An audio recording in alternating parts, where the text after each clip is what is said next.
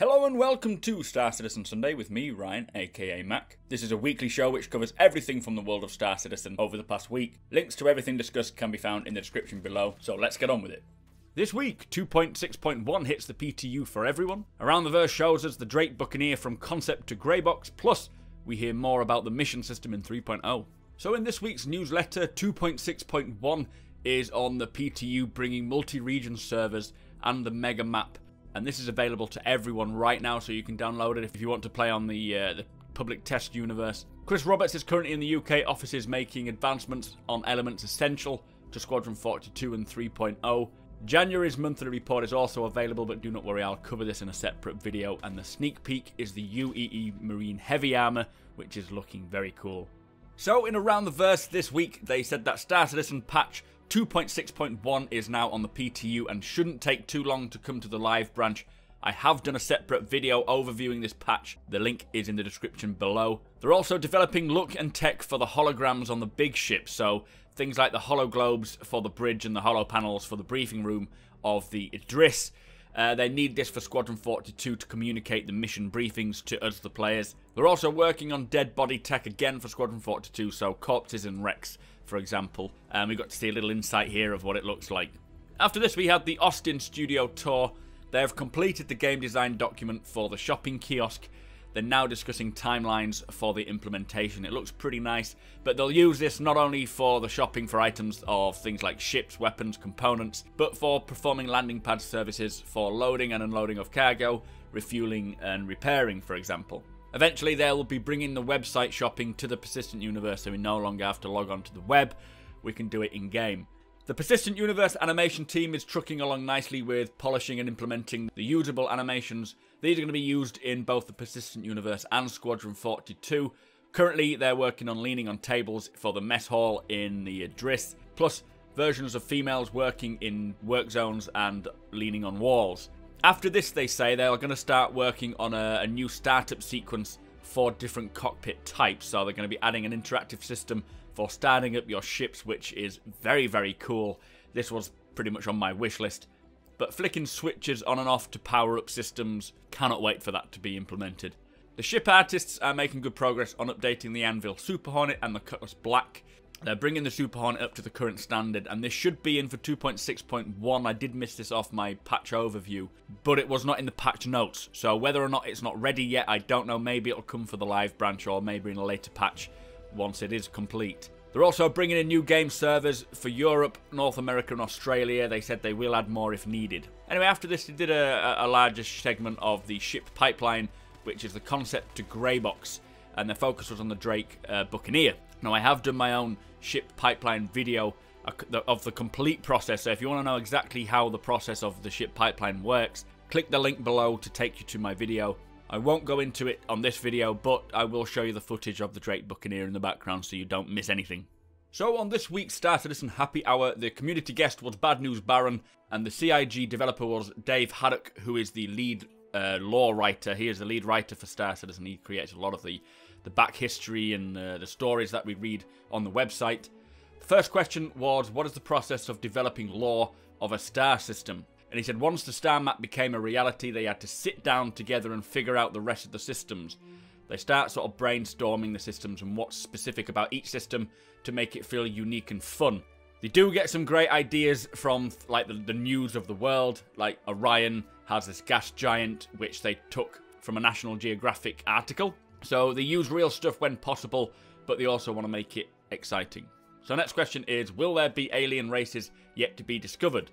And he said if they are undiscovered races, they're out there, then we won't know until we discover them. But he did say they do hint to other civilizations that are long dead. So maybe, but wildlife on planets will exist, and these will be potentially undiscovered until we discover them, maybe. Anyway, the next question was to do with 3.0 and what is his involvement with 3.0. So he works on the mission givers, fleshing out locations, set dressing. Miles Eckhart is the guy that we saw in the Gamescom 3.0 demo.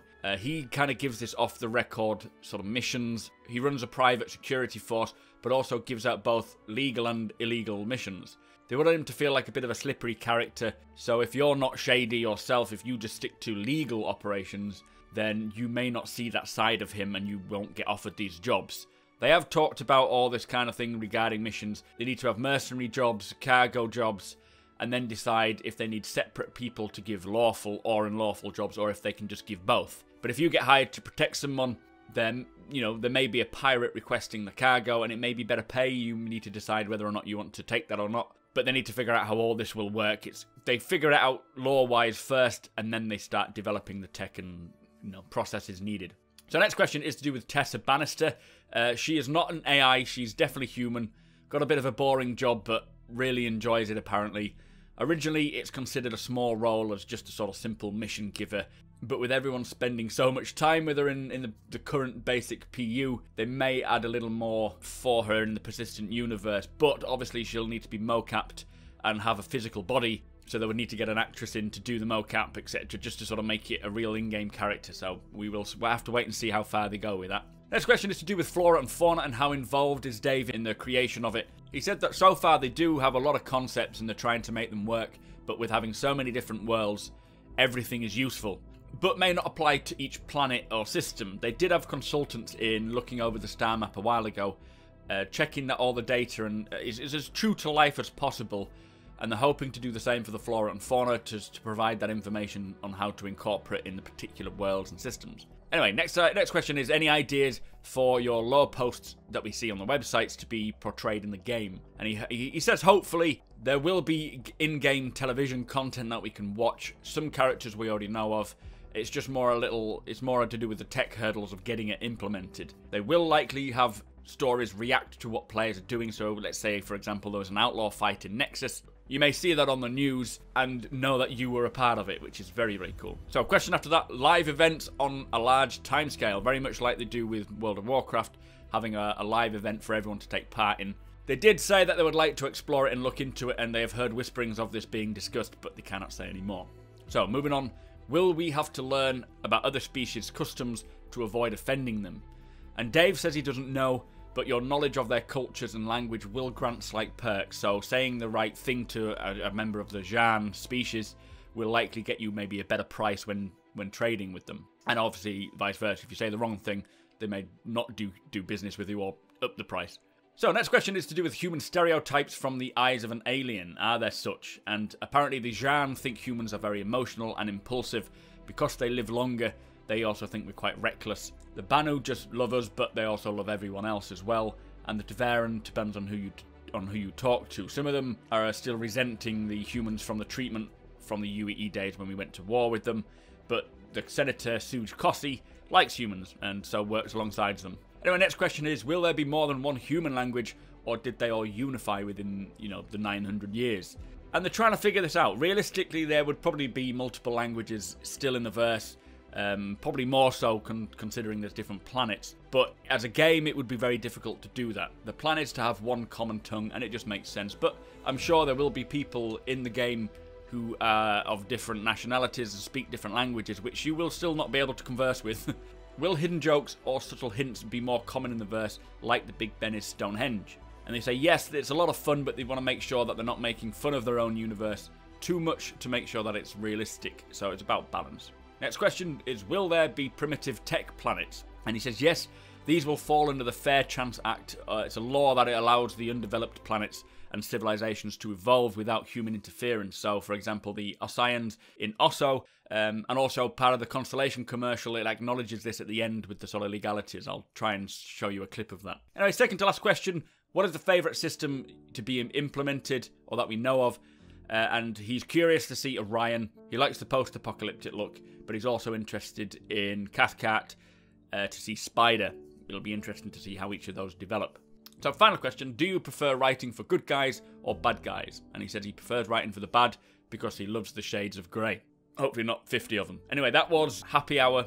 Let me know your thoughts, guys. So also this week, Citizens of the Stars featured STL Youngblood and developer Jeremiah Lee. We had a new Congress Now post titled the Kossi Amendment, which is an amendment intended to stop the smuggling of Tavarian artifacts out of the Cabal system.